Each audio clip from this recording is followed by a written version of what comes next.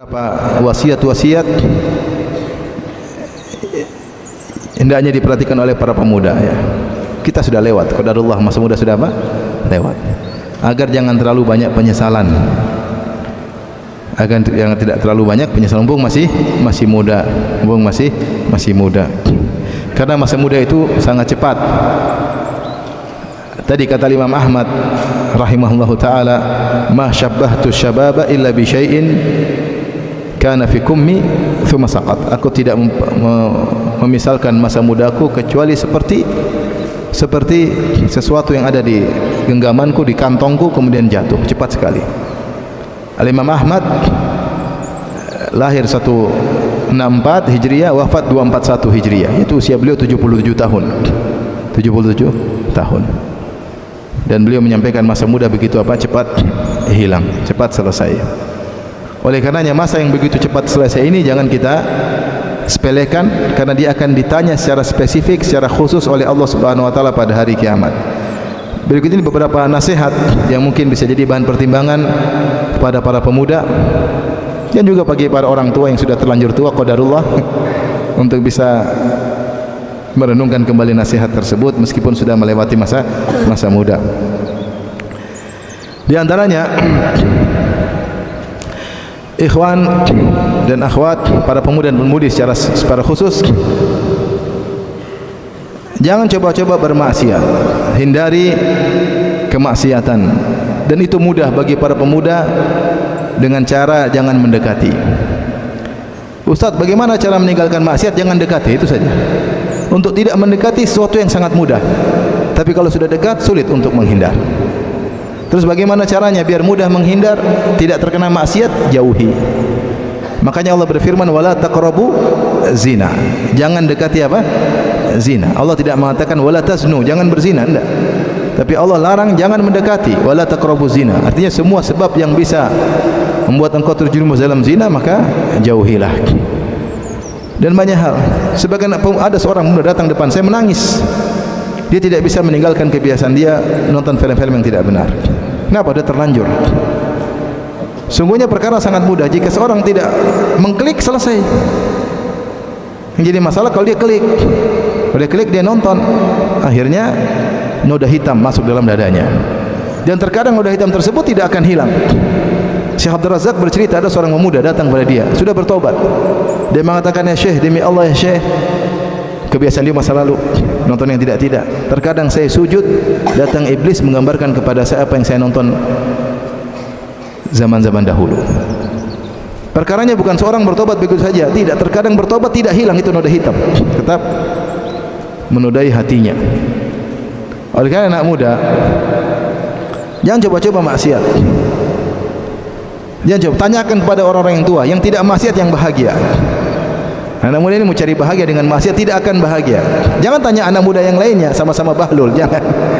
Tanya yang sudah tua-tua. Apalagi yang pernah mengalami hal-hal seperti itu. Maksiat mendatangkan kesengsaraan, mendatangkan kecanduan, mendatangkan kegelisahan.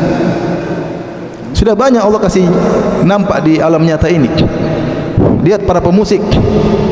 Mungkin musik dikira mendatangkan kebahagiaan, tidak mendatangkan kebahagiaan. Musik-musik benar hanya membuat senang. Senang belum tentu bahagia. Lihat betapa banyak pemusik yang akhirnya apa? Tidak bahagia, akhirnya berpindah pada narkoba. Belum bahagia lagi, akhirnya minum khamar. Belum bahagia lagi, akhirnya berzina. Tidak bahagia lagi, sampai di antara mereka ada yang bunuh diri. Apakah mereka bahagia? Tidak bahagia. Tidak bahagia. Tanya kepada yang pernah mencoba ya. Jangan tanya kepada yang baru coba-coba. Yang mencoba bertobat dia tahu bagaimana bahagia orang tidak mengenal apa? Musik. Tenteram, tenang. Kalau dengar musik mau tidur nggak bisa tidur, dengar musik. Kepala goyang-goyang sendiri kecoba. Canduan. Kebahagiaan.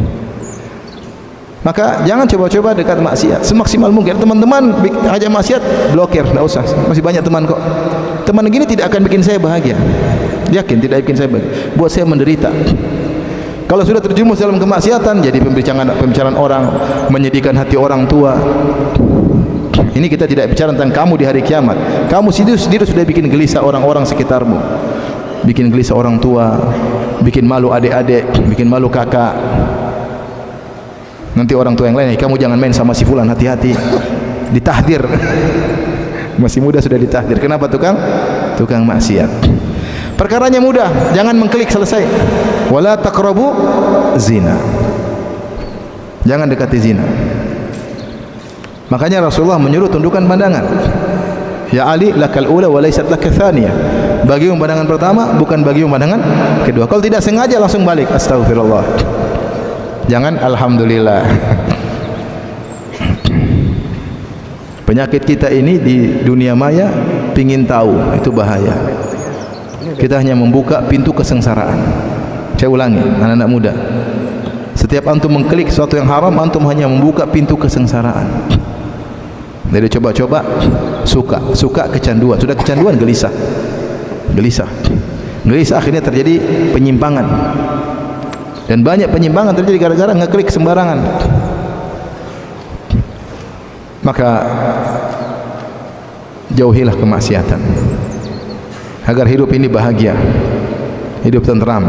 Biarin orang-orang tenggelam dalam kemaksiatan, kelihatannya mereka happy, mereka tidak happy. Percaya deh, mereka tidak happy, mereka sengsara, mereka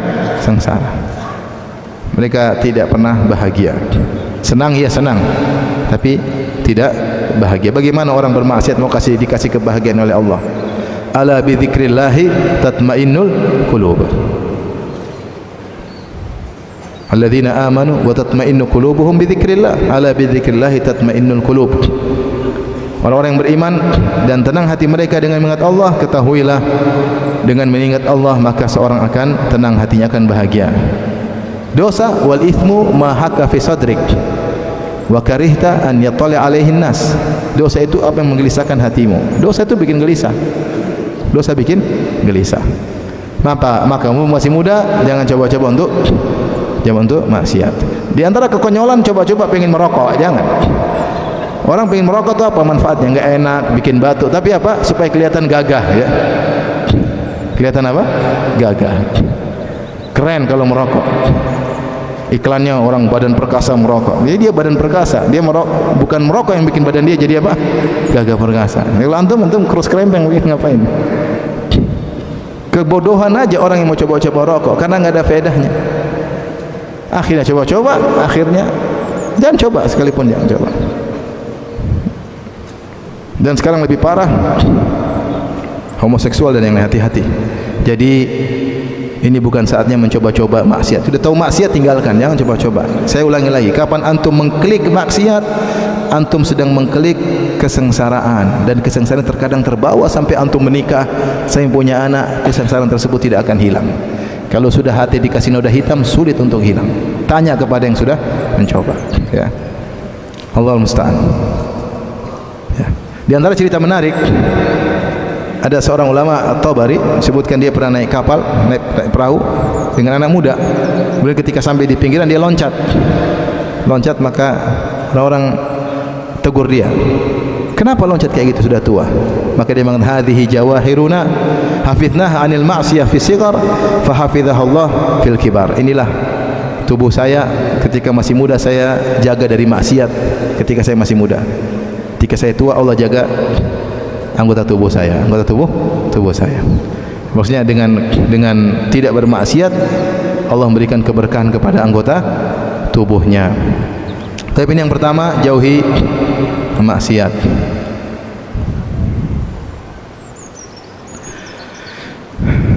Yang kedua, jangan buang-buang waktu, manfaatkan waktu. Karena siapa yang sudah masuk di masa muda, berarti dia sudah masuk dalam hisab.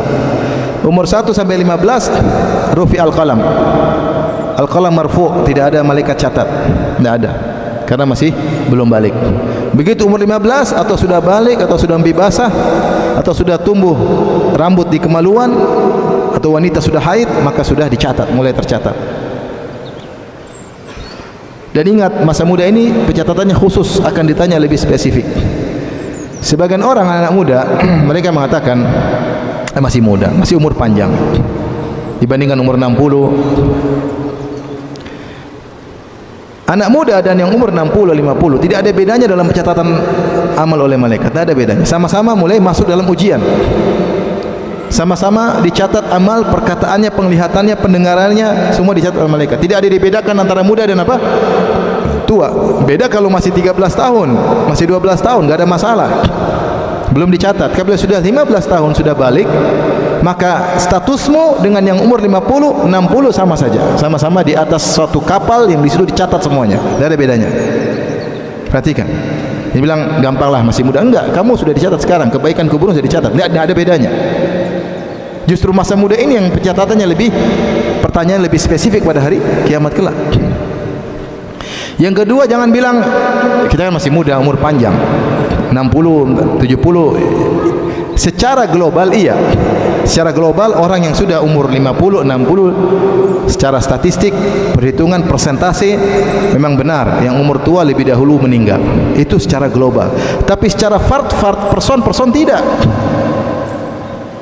Secara person bukankah banyak anak muda yang meninggal? Banyak.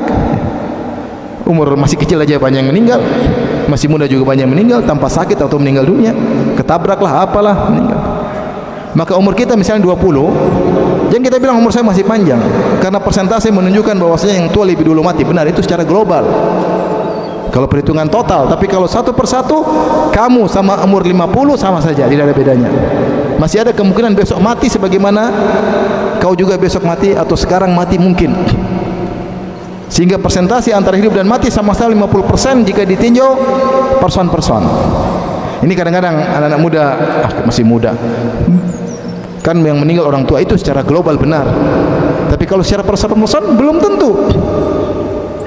Banyak yang meninggal lebih muda daripada saya, banyak sekali.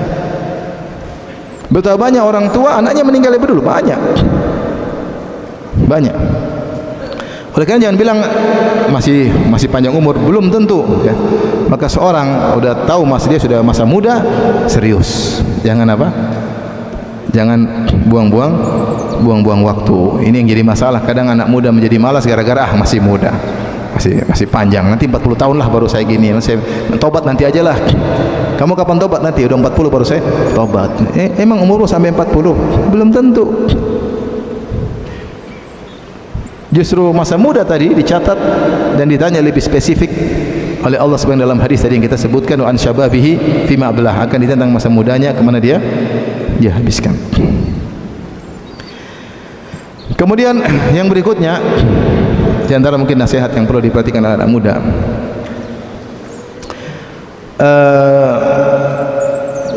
biasakan sejak muda kebiasaan-kebiasaan yang baik. Senin Kemis misalnya ya. Dan jauhi kebiasaan-kebiasaan yang buruk.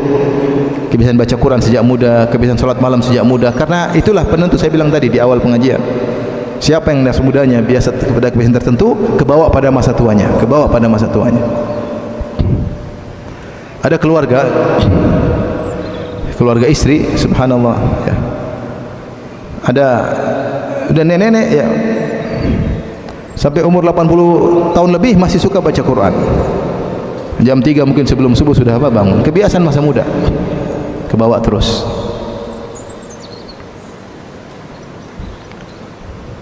Juga dulu saya punya mertua rahimahullah sudah meninggal, kebiasaan sholat malam. Sampai dia tua, sholat malam tidak pernah ditinggal. Itu dari mana? Dari masa muda. Kalau kebiasaan akan terus berlanjut. Ada orang yang masa muda kebiasaan sholat duha, sampai tua dia kenapa sholat duha. Sampai ibu mertua saya waktu beliau masih hidup, saya lagi main ke Makassar, kadang digedor pintu, Firanda, sholat malam, Firanda. Dalam hati saya, ini ustadz dibangunin. Tapi dia tidak peduli. Bangun katanya sebelum subuh. Ya mak, kebiasaan masih muda, kebiasaan nakal sampai tua nakal melulu. Merubah kebiasaan enggak mudah. Oleh karenanya masih muda, biasakan melakukan yang baik. Akal akan terbawa. Biasa baca Quran akan terbawa terus. Biasa sedekah masih muda terus. Insya Allah. Sekarang masih pelit, latihan untuk apa? Enggak pelit. Nanti ke bawah terus. Pelit masih muda, tua lebih pelit lagi. Karena banyak kebutuhan. Nah, kalau kebiasaan buruk, repot. Saya sering sampaikan, bayangkan seorang di masa mudanya dia sering nonton film misalnya. Ya akhi, banyak orang udah ngaji tidak bisa meninggalkan film. Kenapa? Masa mudanya suka nonton apa? Film. Belum bisa dia tinggalkan. Sampai ada yang daftar ke sebuah pondok, ditanya orang tuanya sendiri, ditanya anaknya sendiri. Tanya sama orang tuanya, gimana anak-anak suka nonton film enggak? Oh, enggak ada. Begitu hanya ditanya, kapan terakhir nonton film? Oh ya, bapak kemarin ngajak ke bioskop. Bapaknya ngajak anaknya ke bioskop. Tidak bisa ditinggal. Kebiasaan. Itu bayangan kalau nonton film tiap hari 1 jam lah. Film Korea berapa seri? Drama Korea ya. Tiap hari 1 seri nonton aja. 30 hari 30 jam semua masuk dihisap.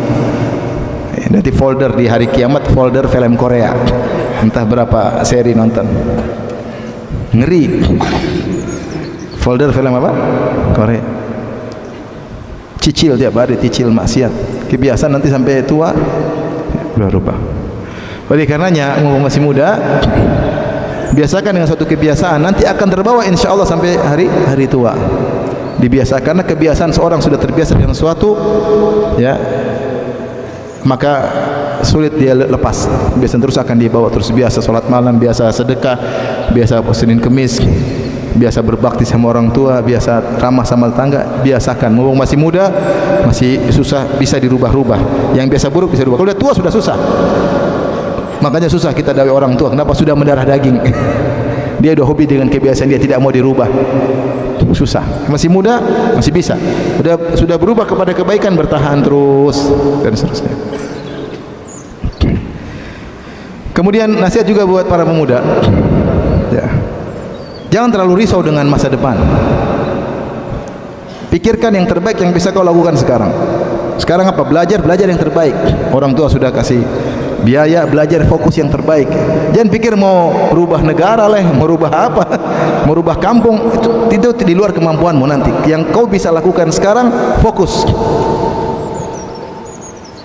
Sampai beberapa mahasiswa, Ustaz bagaimana nanti kalau kita pulang ke tanah air? Bilang jangan pikir, kau sekarang belajar yang baik. Kau pikir pun nggak bisa kau lakukan apa-apa. Mau pikir nanti percuma, apa yang kau bisa? Enggak, yang bisa kau lakukan yang terbaik sekarang, belajar yang terbaik. Jadi ustaz yang benar, jadi penuntut ilmu yang benar. Kalau belajar dunia, belajar yang benar, belajar agama, belajar yang benar. Itu yang terbaik kau lakukan, nanti baru kau bisa baru pikir nanti yang luas sana. Kata sebagian orang yang menawarkan kunci kebahagiaan, kalau kau tidak bisa memikirkan seluas dunia ini, pikirlah yang bisa kau pikirkan. Karena kau pikirkan terlalu luas, kau tidak mau berbuat apa. Mending kau pikirkan yang bisa kau beraktivitas di situ, bisa punya peran dalam situ, pikirkan. Mikir terlalu besar juga nggak bisa apa-apa, cuma ngenes, sakit hati, nggak bisa apa-apa. Ya pikirkan yang bisa kau punya peran di situ, agar bermanfaat hidupmu daripada sekedar menerawang pada hal yang di luar kemampuanmu. Maka anak muda maksud saya, jangan terlalu pikir ke depan nanti mau apa. Masalah rezeki nanti urusan Allah Subhanahu wa taala. Masalah jodoh juga urusan. Jangan pikir sampai sekarang istri saya siapa, nanti masih jauh. Belajar yang benar dulu, belajar yang benar. Berbakti sama orang tua, nanti ada saatnya mikir. Sekarang jangan dulu.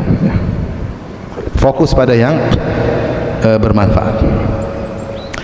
Kemudian nasihat berikutnya, jangan terlalu hidup bermanja-manja. Umar pernah menasihati ikhshawsinu wa tama'dadu, ya. Itu Umar bin Khattab pernah menasihati, yaitu agar seorang hidup jangan terlalu manja-manja. Wa tama'dadu itu ikut seperti Ma'ad, yaitu nenek moyangnya Nabi Muhammad SAW, nenek moyang Quraisy, yaitu hidup dengan hidup keras. Maka seorang muda jangan manja meskipun orang tuanya kaya. Ya. Jangan hidup berfoya-foya selalu, jangan hidup senang-senang selalu, ya.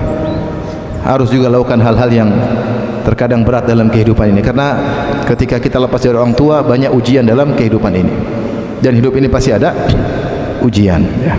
Maka jangan terlalu bermanja-manja, berfoya-foya, mumpung katanya masih ada orang tua. Jangan. Kita senang-senang menerima pemberian orang tua, tapi juga jangan bermanja-manja. Hidup berusaha mandiri, latih sejak masih muda. Hidup mempunyai pertanggungjawaban, ada tanggung jawab kita pegang, latihan. agar kita punya latihan-latihan yang kita lakukan selama masa muda. Nanti kalau sudah tua kita sudah siap, atau lepas dari orang tua kita sudah siap menghadapi banyak cobaan ya. Kalau misalnya lagi belajar di luar kota, jangan terlalu manja-manja, coba hidup mandiri, berusaha. Meskipun orang tua mampu. Ini kita dapat di sebagian teman-teman, meskipun mereka kaya, anak mereka tidak berfoya-foya, tidak bermanja-manja.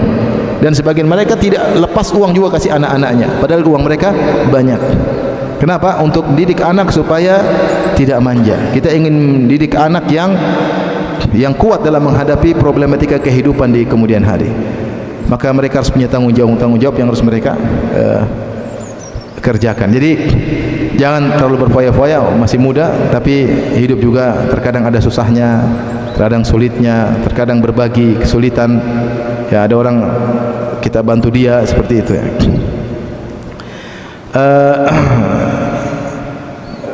Mungkin yang terakhir yang saya sampaikan, anak muda ya, jangan sibuk cari popularitas ya. Sibuk jadi YouTuber, ingin terkenal, bikin yang aneh-aneh ya. Kebahagiaan bukan dalam popularitas ya. Dan banyak yang muncul sebelum waktunya, maka akhirnya jatuh tersungkur ya. Jangan hubut tasaddur, ingin tampil, terutama yang belajar agama. Jangan ingin apa, sedikit tampil, sedikit kita harus di YouTube kan, harus ini, harus jangan ya. Karena mungkin kafaah belum ada, kemampuan belum ada ya, kapasitas belum ada. Jadi akhirnya kalau tidak menyesatkan, terkadang ketika dia terkenal dia tidak mampu untuk menghadapi akibat dari ketenaran tersebut, hatinya tidak mampu. Ini contoh, ada sebagian orang misalnya dia punya anak, saking sayang anaknya, kemudian anaknya misalnya dijadikan imam di masjid besar. Anaknya mungkin hafil Quran, tapi dia enggak mampu menghadapi itu. Orang hormat sama dia, hatinya tidak mampu. Akhirnya bisa jadi ujub, bisa jadi sombong, bisa jadi macam-macam. Demikian juga anak muda yang kemudian muncul di YouTube misalnya, menyutupkan dirinya sendiri dengan berbagai macam gaya, terkadang tidak mampu dia. Tidak mampu menghadapi ketenaran, hatinya tidak gampang menghadapi ketenaran. Maka dan akhirnya manfaat tidak banyak, sekedar popularitas, kemudian berjalan dengan waktu hilang. Sebagian orang mengatakan, jadilah engkau seperti biji, jangan muncul sebelum waktunya. Dia dalam tanah sampai kuat, sudah tumbuh, akarnya kuat, baru kemudian muncul. Nah, itu baru bermanfaat. Tapi kalau akarnya belum kuat langsung muncul, cepat jatuh. Ada istilah tazabbaba qabla an yatahasram.